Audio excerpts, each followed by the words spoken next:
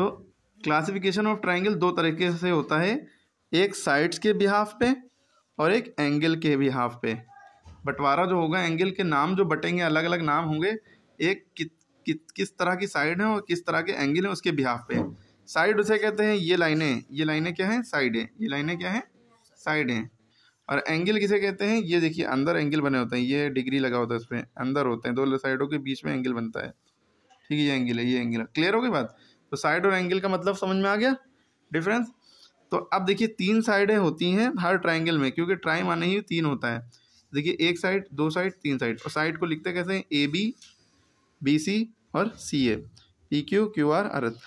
अब देखिए triangle mainly 3 तरह के होते तो और भी तरह के हैं, मेनली 3 तरह के हैं, स्केलिन, आइसोसेलेस या इक्विलेटरल। स्केलिन ट्राइंगल उसे कहते हैं जिसमें कोई साइड बराबर ना हो, AB बराबर 3 है, AC बराबर 4 है और BC बराबर 5 है। देखिए कोई बराबर है तो इसे कहेंगे स्केलिन ट्राइंगल। आइसोसेलेस या आइसोसील ट्राइंगल उसे कहेंगे जिसकी 2 साइडें बराबर हों, ये, और बेस एंगल बराबर हो। ये दिखाते नहीं है लेकिन आपको पता होना चाहिए।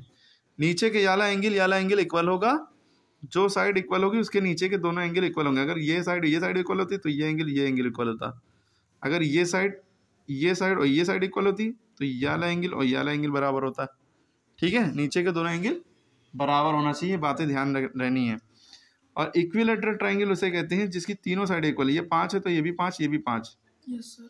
आइसोसेलेस में ये 5 था, ये 5 था, 2 बराबर हो गए, तीसरी देखिए दूसरी है, 3 अलग है ना। और इक्विलेटरल में देखिए ये और ये तीनों बराबर 5, 5, 5, 5, लेकिन तीनों एंगल इसके 60 डिग्री के होते हैं। लेकिन अभी क्योंकि एंगल की बात नहीं कर रहे हैं, बंटवारा जो नाम का हुआ है, अलग अलग नाम हुआ है वो साइड के हिसाब से।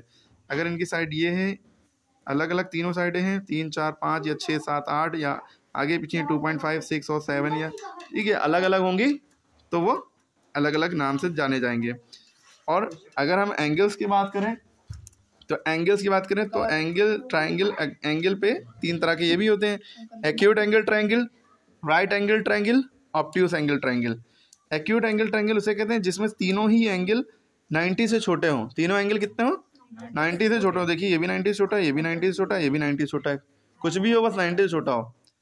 राइट एंगल ट्राइंगल किसे कहते हैं जिसमें एक एंगल 90 डिग्री का हो, यानी खड़ी लाइन हो बस सीधी सीधी, ठीक। और ऑब्ट्यूस एंगल ट्राइंगल उसे कहेंगे जिसमें तीनों में से एक भी एंगल 90 से बड़ा होना चाहिए, कोई भी हो, 91 से लेकर कुछ भी हो, 120, 130 कुछ भी हो, बस ये है क्या होगा, 90 से बड़ा होगा कोई एक एंगल।